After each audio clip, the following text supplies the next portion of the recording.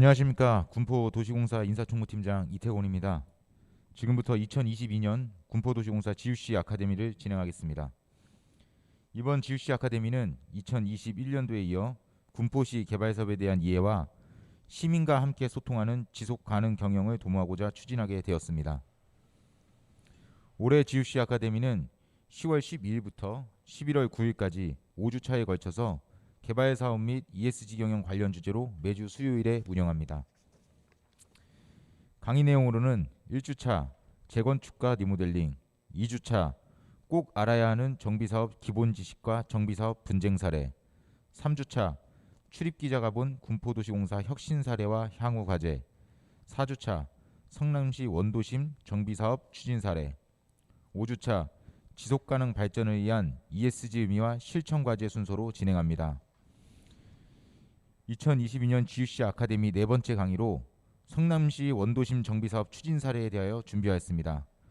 오늘 강의를 함께 하시면서 성남시 원도심 정비사업에 대해 알아보는 유익한 시간이 되시길 바라겠습니다. 본 강의는 군포도시공사 공식 유튜브 채널로 생중계되고 있음을 알려드립니다. 그러면 오늘 우리 군포 시민을 위하여 아주 유익한 강의를 해주실 안영환 강사님을 소개하겠습니다. 강사님은 군포도시공사 개발사업부 개발사업팀 과장으로 재직 중이십니다. 안영환 강사님을 큰 박수와 함께 모시겠습니다.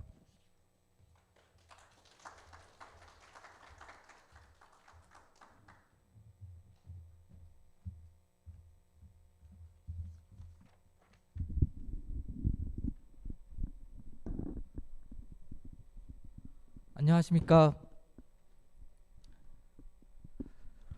군포도시공사 개발사업부 안영환 과장입니다. 먼저 GUC 아카데미에 참석하신 여러분께 양해 말씀드립니다. 당초 LH공사에서 성남 원도심 정비사업 추진 사례에 대해 발표할 예정이었으나 내부 사정으로 인하여 제가 대신 발표하게 되었습니다. 그럼 지금부터 성남시 원도심 정비사업 추진 사례에 대해 말씀드리겠습니다. 목차입니다. 재개발 시행 방식 비교, 성남시 재개발 추진 배경, 성남시 재개발 추진 성과, 타지역 정비 사례, 군포시 정비사업 추진 방향 순으로 발표하겠습니다. 재개발 시행 방식 비교입니다. 재개발 시행 방식은 크게 조합 방식, 신탁 방식, 성남 재개발 방식, 공공 재개발 방식으로 분류할 수 있습니다. 재개발 사업의 사업 시행자는 원칙적으로 정비구역 내에 토지 등 소유자로 구성되어 있는 조합입니다. 하지만 법정 사유 발생 시 공공시행자 또는 지정개발자가 개발을 시행할 수 있습니다. 그럼 전국적으로 가장 많이 추진되고 있는 조합 방식부터 설명드리겠습니다. 조합 방식은 신탁업자, 공공시행자, 건설업자 등과 공동시행도 가능합니다. 사업 절차입니다. 정비계획 수립, 구역 지정, 추진위원회 구성 및 승인, 조합 설립 인가, 시공자 선정, 사업 시행 계획 인가, 조합원 분양 공고 및 신청, 관리 처분 계획 인가, 이주, 착공 및 일반 분양, 준공 및 이전 고시가 되겠습니다. 그럼 조합 방식과 비교하여 차이점을 설명드리겠습니다. 신탁 방식의 경우 사업 시행자는 신탁업자이고 토지 면적의 3분의 2 이상 신탁 등기 및 토지 등 소유자의 4분의 3 이상이 동의할 경우 사업 시행자로 지정받을 수 있습니다. 전체 정비사업 구역 중에 신탁 방식으로 추진하는 사업장이 약 30%로 추정되고 있습니다. 신탁 방식으로 정비사업 추진 시 조합 설립이 가능하며 초기 사업비 조달 등으로 인해서 사업 기간을 조금 단축시킬 수 있습니다. 다음은 성남 재개발 방식입니다. 성남 재개발 방식의 시행자는 LH공사입니다. 도시 및 주거환경정비법 제26조 1항에 따라서 정비계획으로 정비사업이 추진하다고 필요가 인정될 때 시장 등 지정권자가 동의 절차 없이 사업 시행자를 지정할 수 있습니다. 순환 정비 방식으로 사업 추진 시 조합 설립 생략이 가능하며 순환 정비 방식으로 통해서 적기, 이주 및 철거를 통해 사업을 신속하게 진행할 수 있습니다. 다음은 공공재개발 사업입니다. 공공재개발은 2020년 수도권 주택 공급 강화 방안 5.6 대책에서 발표된 공공이 시행자로 시행하는 사업이며, 사업성 부족, 주민 간 갈등 등을 방지하고자 장치된 사업구역 내에서 재개발에 참여하여 주거 환경 및 생활 환경을 개선하는 사업입니다. 공공재개발 방식의 시행자는 LH, GH, 군포 도시공사 등 공공시행자가 사업을 할 수 있으며, 시민 등 입원권자가 예정구역을 제한하면 사업이 추진 가능합니다. 공공시행자는 토지 면적의 2분의 1 이상 동의, 토지 소유자 등 3분의 2 이상 동의할 경우 사업 시행자로 지정받을 수 있습니다. 공공재개발은 조합 방식과 신탁 방식과 달리 동의율이 완화되어 있으며, 통합심의를 통해서 절차를 간소화하여 사업을 굉장히 신속하게 추진할 수 있습니다.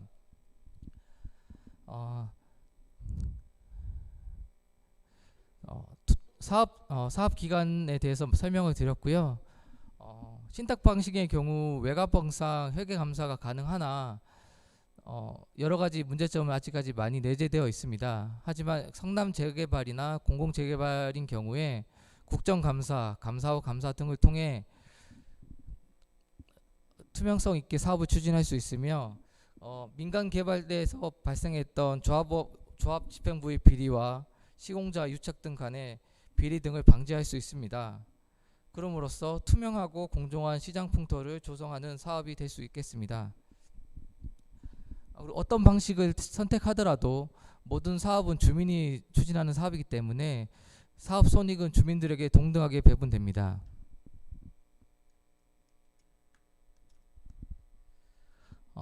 다음은 사업 관리에 대해 설명드리겠습니다. 조합 방식은 정비사업 전문관리업체에서 사업의 관리를 추진하고, 신탁 방식은 신탁업자, 성남 재개발은 공공자체 시스템, 공공재개발도 공공자체 시스템으로 진행합니다. 공공재개발인 경우에 필요시 정비사업 전문관리 용역을 두고 주민이 선정한 정비사업 관리 전문업체와 함께 사업을 추진하기도 합니다. 인천도시공사와 서울주택도시공사에서 공공재개발 시행 시 정비사업 전문관리업체와 함께 사업을 진행하고 있습니다. 다음은 관리보수입니다. 조합 방식의 경우 정비업체의 보수는 공사비의 0.5% 수준이며, 신탁 보수는 매출액의 2에서 4%, 성남 재개발 방식의 공공시행자 관리 보수는 사업비의 4% 수준입니다. 그리고 공공재개발의 공공시행자의 관리 보수는 사업비의 3에서 4% 정도로 파악되고 있습니다. 지금 이렇게 신탁 보수랑 관리 보수랑 좀 차이점이 있는데요.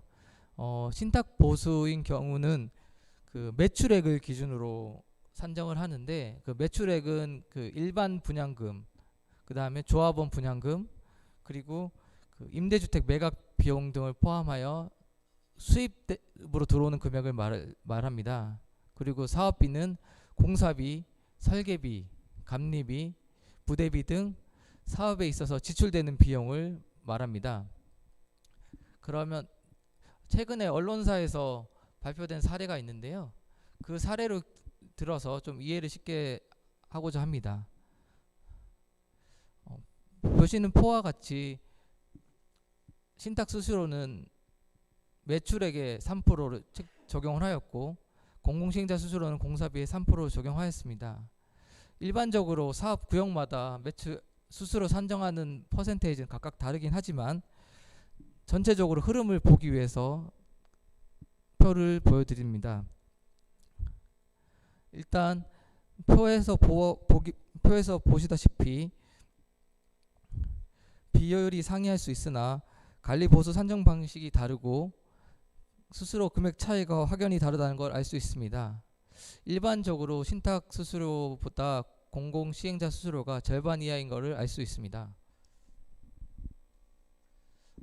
다음은 용적률 완화에 대해서 설명드리겠습니다. 일반 재개발인 경우 정비계획 수립 시 법적 상한 용적률까지 완화 가능합니다. 법적 상한 용적률에서 정비계획으로 정하여진 용적률을 뺀 용적률을 초과 용적률이라고 하는데, 저희 같이 군포시의 가밀억제 권역에서는 재개발 사업의 초과 용적률의 50에서 75%를 국민주택 규모 주택으로 건설 시에 용적률을 상향시켜 줍니다. 공공재개발인 경우에 공적 지원이 확대되었습니다. 심의를 거쳐 법적 상한 초과 용적률까지 완화 가능하며 법적 상한 용적률의 120%까지 상향받을 수 있습니다. 용적률 완화, 절차 간소화 등 다양한 공적 지원이 제공되는 만큼 건설 공급되는 주택 중에 조합원 분양분을 제외한 일반 분양분의 50% 이상을 지분형 주택, 임대주택, 민간 지원 공공 임대 등 공공 지원 민가 임대 등으로 공급해야 합니다. 공공 임대 주택의 비율은 전체 세대수의 10%입니다.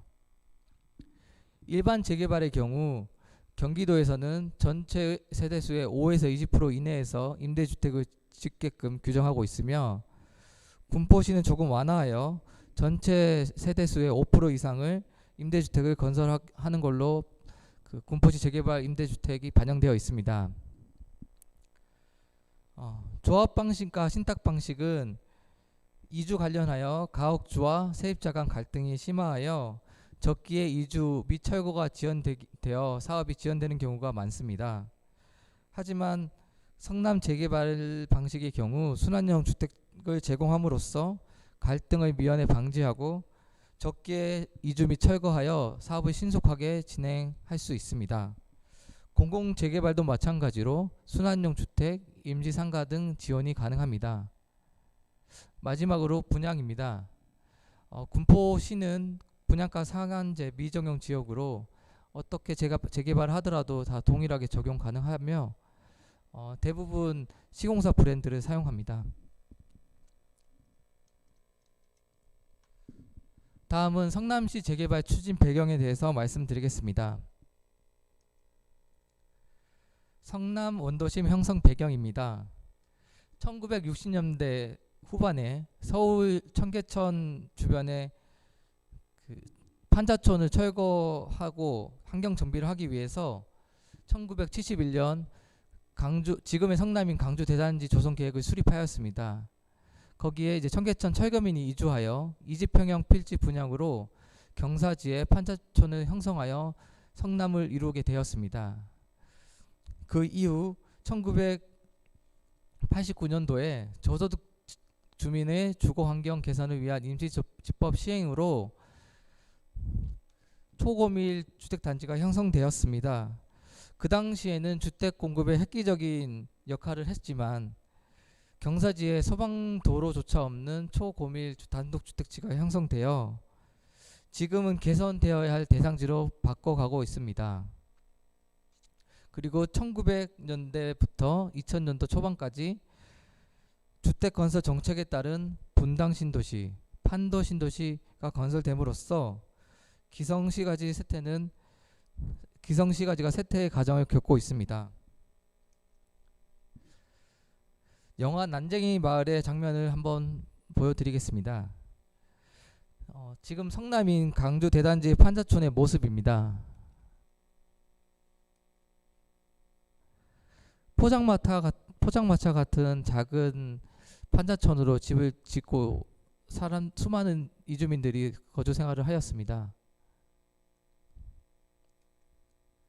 그리고 1989년도에 임시조치법에 의해서 초고밀 주택지가 형성되었는데, 보시다시피 경사지에 도로도 굉장히 좁고 건물이 너무 붙어 있어 가지고 노인들이나 차량들이 이동하기 굉장히 불편한 환경입니다.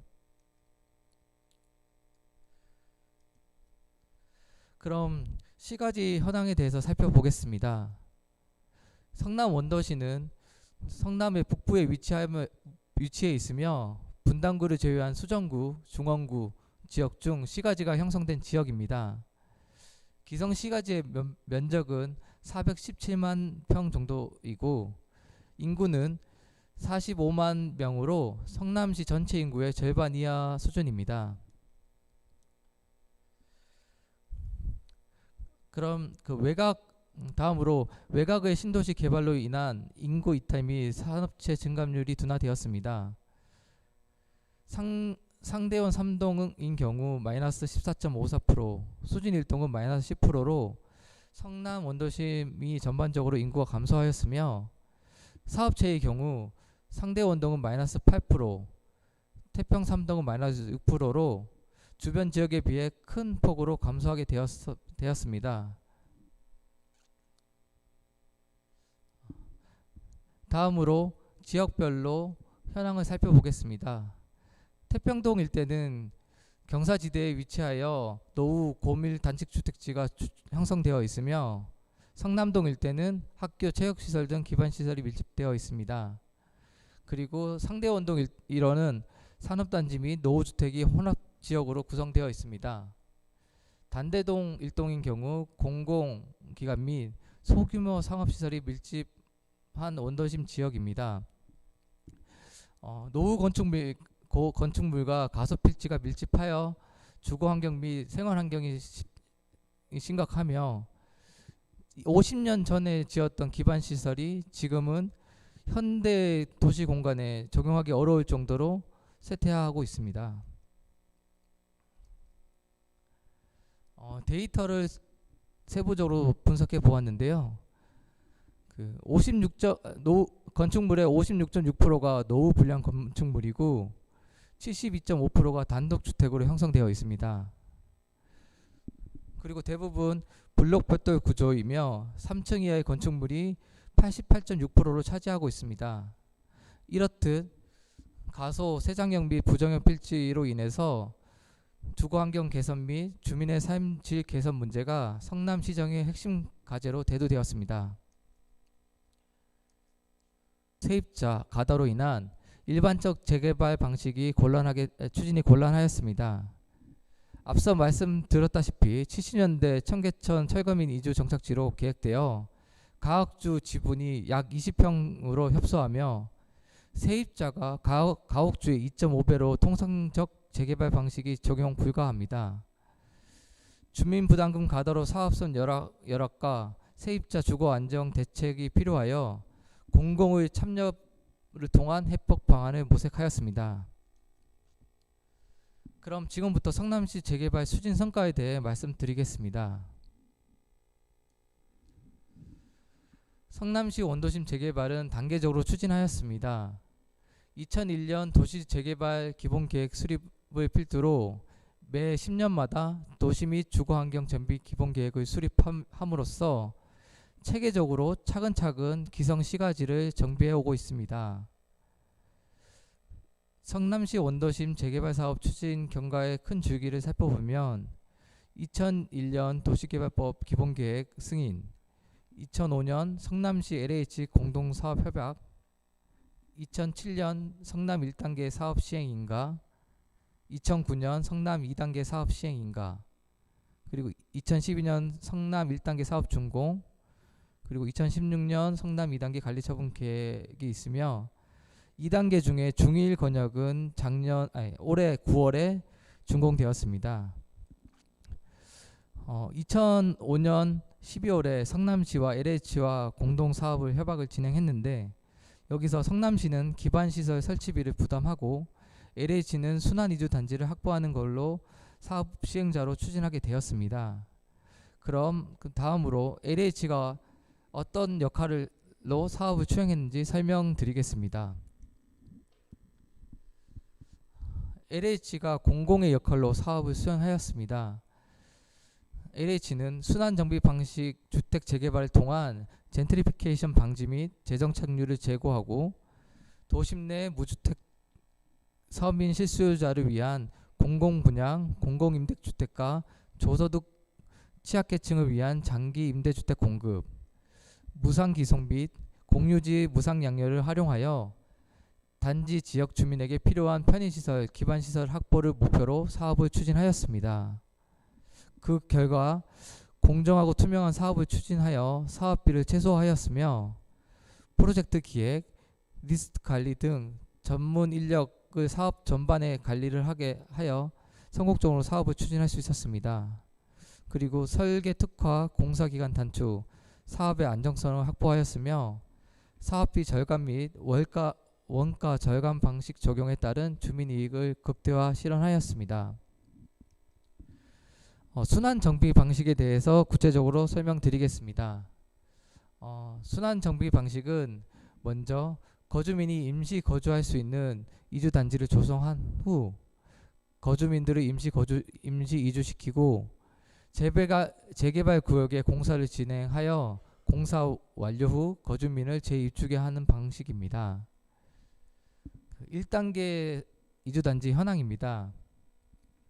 1단계는 중동 3구역 단대 구역이 있는데 여기서 이주 대상자가 총 2041세대였습니다. 그 중에 그 성남 도천에 입주자가로 입주하신 이주민들은 998세대로 약 49% 정도 됩니다. 그리고 그 재개발 공사가 완료된 이후 성남 원주민이 재정착된 비율이 51%로 역대급으로 많이 이주하게 되었습니다. 재정착하게 되었습니다. 다음으로 2단계의 이주단지 현황입니다.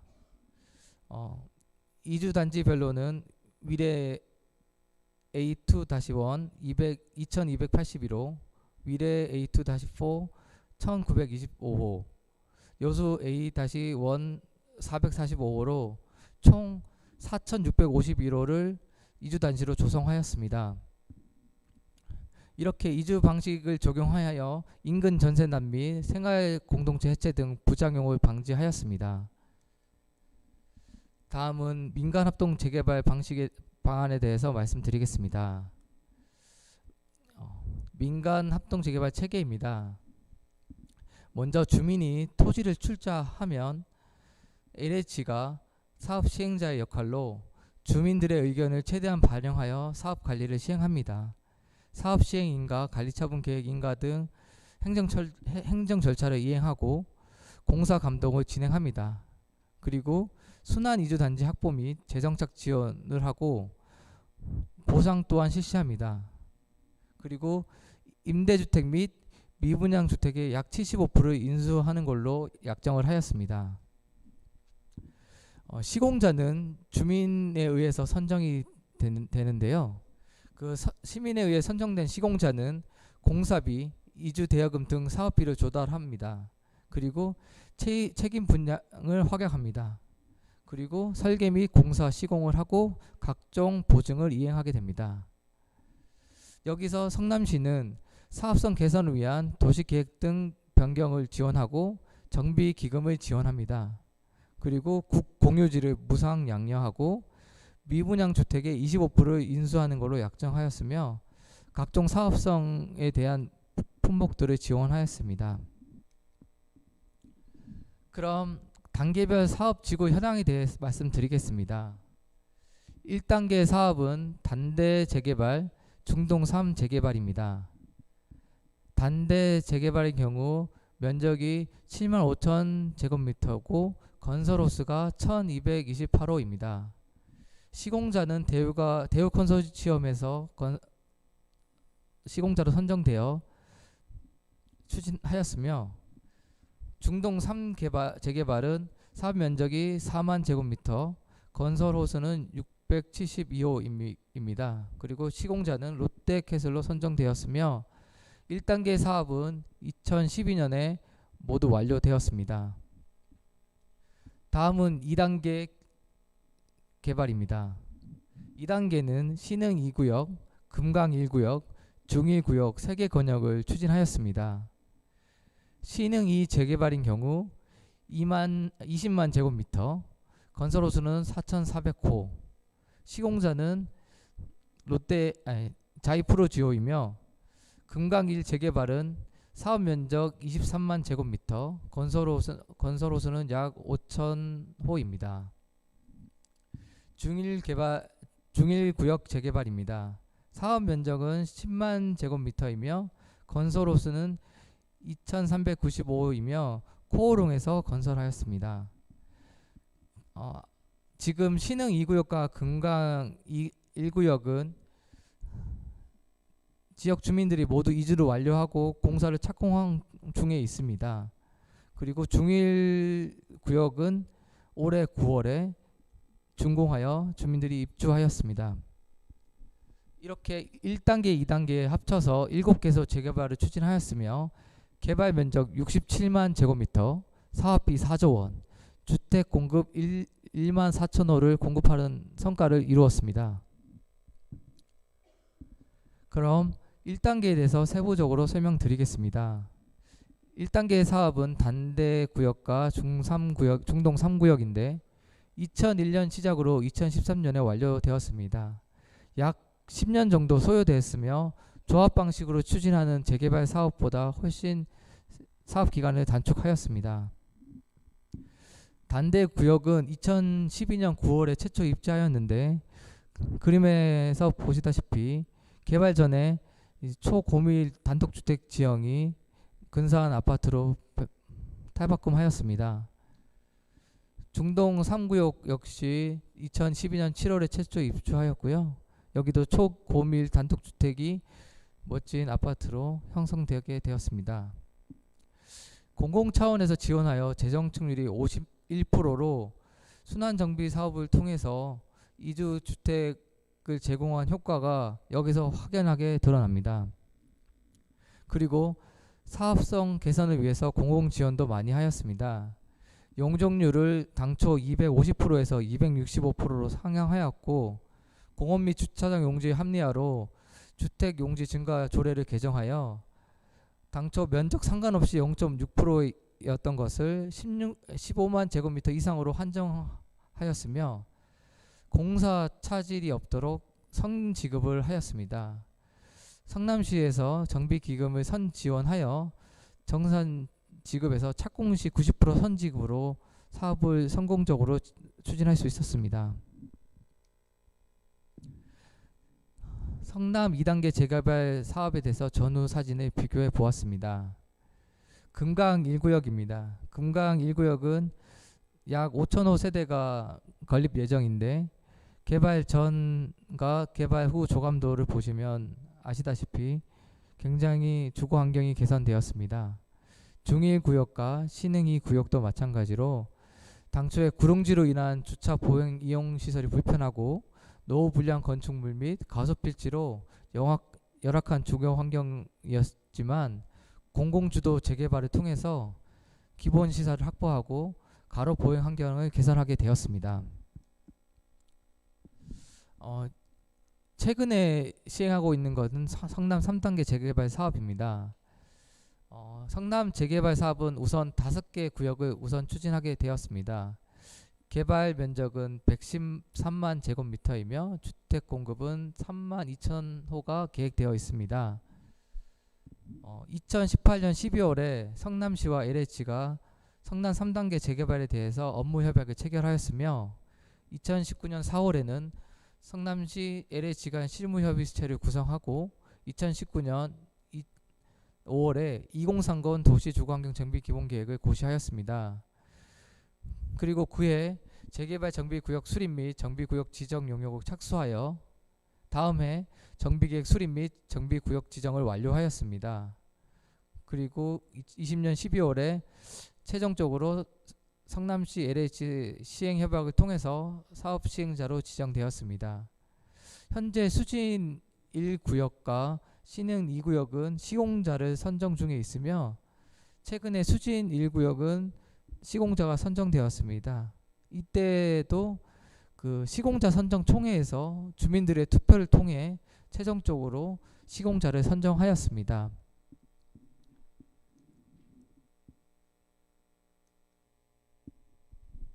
지금까지 성남시 원도심 정비 사례에 대해서 살펴보았습니다. 제가 조금 빨리 설명을 드려서 좀 빨리 끝났는데요. 잠깐 20분 쉬었다가 나머지 타지역 정비 사례 및 군포시 정비 사업 추진 방향에 대해서 설명드리겠습니다. 감사합니다.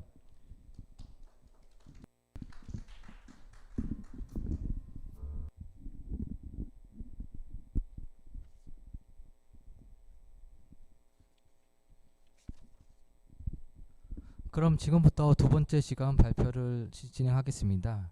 그 발표에 앞서 성남시청에서 만들었던 재개발 관련 동영상을 시청하시고 그 다음부터 교육을 진행하겠습니다.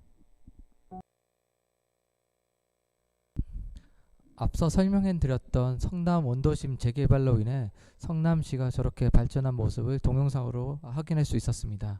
그럼 이번 시간에는 타지역 정비 사업 사례에 대해서 발표하겠습니다. LH에서 추진하고 있는 정비사업 추진 현황입니다. LH에서는 소규모 주택 정비사업, 주거환경 개선사업 및 재개발 사업 등 다양한 도시정비 사업을 추진하고 있습니다. 전국적으로 74개 지구, 연면적 520만 제곱미터, 세대수 6만 2천호, 사업비 약 25조 원을 투입하여 재개발 사업을, 정비 사업을 추진하고 있습니다. 지역별로도 확인할 수 있는데요. 서울시에서 가장 많이 진행하고 있고 지역 특별시, 광역시에서도 재개발을 추진하고 있습니다. 그 중에 재개발 6지구가 있는데 대부분 성남에서 추진하고 있으며 그 다음 사례는 안양 덕천에서 추진했던 사업에 대해서 설명드리겠습니다. LH 재개발 사업의 성공 사례라고 뽑힐 수 있는 안양 덕천지구 주택 재개발 정비 사업입니다. 먼저 사업 추진에 대해서 말씀드리겠습니다. 우기시 안양천의 범람으로 침수 피해가 상습적으로 일어나는 곳이었습니다. 좁은 폭원의 도로로 주차 및 소방차 진입이 곤란하였으며 노후 불량 주택이 밀집하여 있습니다. 그림에서 보시다시피 굉장히 많은 단층 구조물이 밀집해 있으면서 노후 불량 비율이 71% 정도로 형성되어 있습니다.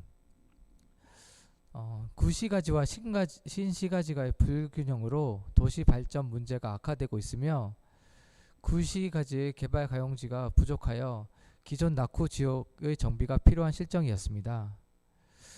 소규모 재개발, 재건축 등 산발적인 정비 사업으로 주민 간의 불협화음이 심화하였고요. 갈등도 많이 있었던 곳이었습니다. 일조권, 소음, 분진 등과 세입자 대책 미비로 인해 대규모 민행 발생이 우려하였기에 세입자 주거 안정 대책도 필요하였습니다. 이러한 열악한 주거 환경 개선, 도시 발전 불균형 해결, 난개발 우려를 해소하기 위해 정비 기반 시설 확충 및 주거 환경 정비가 절실히 필요하였습니다. 이것을 해결하기 위해 공공의 참여 방안으로 해법을 모색하였습니다. 안양 덕천지구 정비사업 추진 경위입니다. 2003년 7월 도시 및 주거환경정비법을 시행하였으며 2004년 11월에 주민대표와 LH 간 사업 시행 협약을 체결하였습니다.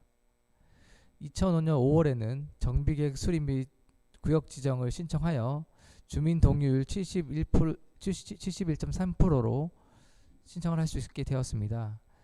2006년 9월에는 정비계획 수립 및 정비구역 지정이 곧이 나왔습니다. 그리고 그해 12월 사업 시행자, 그 당시에 대한주택공사 현 LH가 사업 시행자로 지정되었습니다. 그 다음 년 2007년 1월에 주민대표회의를 구성하였으며 2008년에는 턴키 설계 및 시공자 선정을 하였습니다. 시공자로서는 삼성물산과 동부건설이 컨소시엄으로 들어와서 선정하여 주민총회를 통해서 선정하였습니다. 2008년 12월부터 감정평가를 실시하였으며 2008년 12월 30일에 최종적으로 사업 시행 인가가 났습니다. 그리고 그 다음 년 1월에 분양신청 공고 및 통지 접수를 받았으며 2011년 11월에는 관리처분 계획이 인가되었습니다. 그리고 3년 후인 2014년 2월에 이주 완료하였는데 총 세대수는 5,248세대이며 거주자 4,495, 상가 785로 구성되어 있습니다. 그리고 2014년 3월에 공사가 착공하고 2016년에 최종적으로 준공이 되었습니다. 사업 추진 성과를 살펴보겠습니다. 안양 덕천지구 재개발 사업은 만양구 안녕 7동 일원에 위치하며 있으며 면적은 25만 7,590제곱미터입니다. 약 7만 8천 평으로 거주 세대는 5,248세대로 구성하였습니다. 당시 그 건설 호수는 4,250세대이며 분양은 3,521세대, 임대는 729세대입니다. 건설 규모는 지하 2층, 지상 32층으로 35개 동으로 구성하여 있으며 용적률은 245%입니다. 앞서 말씀드렸던 성남 재개발 방식과 달리 안양 덕천 주택 재개발 정비 사업은 원가 정산 방식으로 사업을 추진하였습니다. 공공의 투명한 사업 시행, 주민 의견 수렴과 각종 사업성 개선을 통하여 주민 분담금이 아닌 개발 이익을 돌려주는 성공 사례로 뽑힙니다. 다음은 군포시 정비 사업 추진 방향입니다. 올해 10월에 군포시에서 도시환경 개선 및 주거 생활 질 향상을 위한 2030 군포시 도시주거환경 정비 기본계획을 수립하였습니다. 정비 기본계획 목표 및 전략을 살펴보시면 전략으로서 생활권 단위의 주거지 관리 체계 도입, 생활권 단위 정비, 주거수급 안정화 계획 마련, 합리적인 정비구역 지정, 정비사업의 적정 밀도 관리, 생활권 단위의 세밀한 주거환경 진단, 생활권 단위 통합적 기반시설 계획 수립을 목표로 사업을 추진하였습니다. 주거안정 계획 기본 방향으로는 주택 공급 다양화 및 맞춤형 주거 도입, 주거 이전비 및 영업손실 보상비 지원, 이주자 주거 안정 기여 및 재정착률 개선을 위한 주거 안정 대책으로 임대주택 공급, 소형주택 공급, 이주대책 수립, 순환 정비 방식이 도입하는 걸로 기본 방향을 설정하였습니다. 순환 정비 방식의 필요성인데요. 정비 사업 시행에 따른 주택 소유자 및 세입자의 대량 이주로 인해서 군포시 주택시장 수급 불균형을 초래하고 저조한 재정 착률 등으로 인해서 사회 문제에 대한 극복이 필요하다고 보여집니다. 기본 계획에서 필요 순환형 주택을 추정하였습니다. 지금까지 지정된 4개 구역을 대상으로 생활권별 순환형 주택의 수요 산정한 결과 약 1,155세대가 소요되는 걸로 추정되었습니다. 성남시 순환형 주택 입주율 26.3%를 감안하여 30%를 적용하여 산정한 결과입니다. 실제 순환형 주택 필요 시기는 2025년에서 2027년 이후로 예상되어집니다. 이렇듯 앞서 말씀드렸던 성남 원도심 정비사업 성공 사례를 바탕으로 저희 군포시도 순환 정비 방식 재개발 사업 모델이 적용 가능합니다. 저희는 2020년 LH와 정비사업 업무 협약을 체결하여 LH 순환형 확보 연계 이주 대책을 상호 협력하기로 협약하였으며 인근 개발 사업과 연계한 사업 추진은 가능합니다.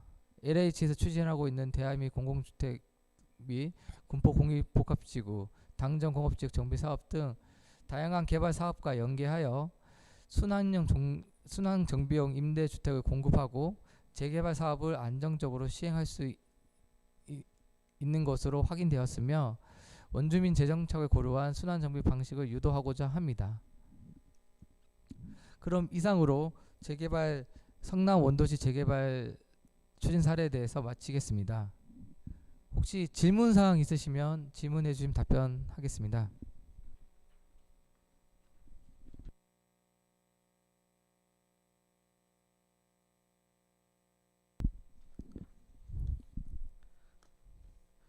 유튜브에서 나온 질문인 것 같은데요. 성남시 정비 사례를 통해 군포시 원도심 정비 사업에 적용 가능한지요? 가능하다면 검토가 되었는지 추진 일정 등은 어떻게 되나요? 일단 재개발 재건축 사업은 지역별 특성이 상이하고 주민들 간의 이해관계 조정 및 개발 시점의 부동산 경기 영향 등 복합적으로 상호작용하기 때문에 특정 개발 사업의 모델을 수용하기는 어려우나 이제 공공재개발이 2021년에 법 개정되면서 통합심의, 그 정비계획 속건 소위 등 절차 간소화로 사업 기간이 단축하고 최대 120%까지 용적률을 완화하는 등 유리한 부분이 있기 때문에 재개발 사업 추진 시 선택 가능한 모델임은 분명해 보입니다. 하지만 확정된 계획은 아직 없으며 앞으로 이제 성공적인 공공 재개발 모델을 추진할 수 있도록 주민들의 의견들을 충분히 반영하고 주민들의 요구가 있을 시에 저희 군포도시공사와 군포시는 적극적으로 추진할 계획에 있습니다. 다음으로 사업비 3%가 수수료라면 LH는 성남 재개발로 얻는 수익은 얼마인가요? 앞서 말씀드렸다시피 재개발 사업은 주민이 추진하는 사업입니다. 모든 손익은 주민에게 돌아가고요.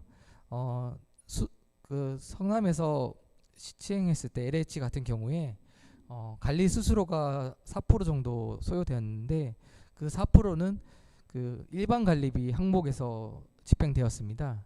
일반 관리비라고 하면 그 공공 재개발을 관리하고 있는 직원들의 보수나 그다음에 이주 관리, 그다음에 보상 등 또 홍보, 대행업체 등 그런 수수료들이 모두 포함되어 있고 LH에서 따로 수익을 또 가진 이익분은 없습니다.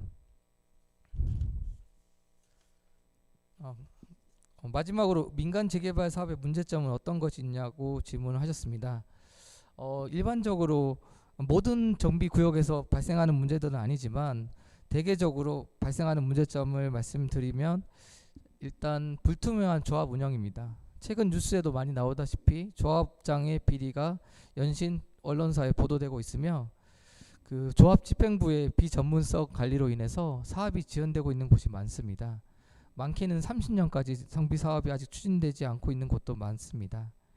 그리고 그 미흡한 주거 대책으로 인해서 낮은 원주민 재정찰로 인해 사회 문제가 발생하고 있습니다. 이렇게 크게 세 가지로 문제를 볼 수 있는데요.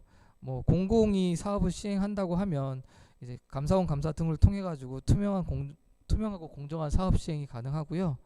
그리고 LH와 도시공사 같은 경우에 전문성과 노하우가 있기 때문에 기획부터 준공까지 디벨로퍼 역할을 충실히 수행할 수 있습니다. 현장에서 다른 질문 없으신가요? 예, 교육이 굉장히 빨리 끝났는데 그동안 열심히 집중해서 수업 들으셔서 감사합니다.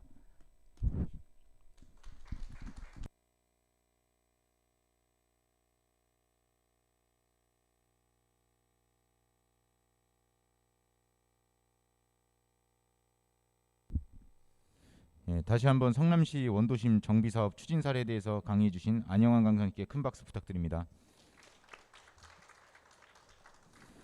그 다음 주 마지막 강의는 11월 9일 수요일 오후 2시에 지속가능 발전을 위한 ESG 의미와 실천 과제를 주제로 진행될 예정입니다.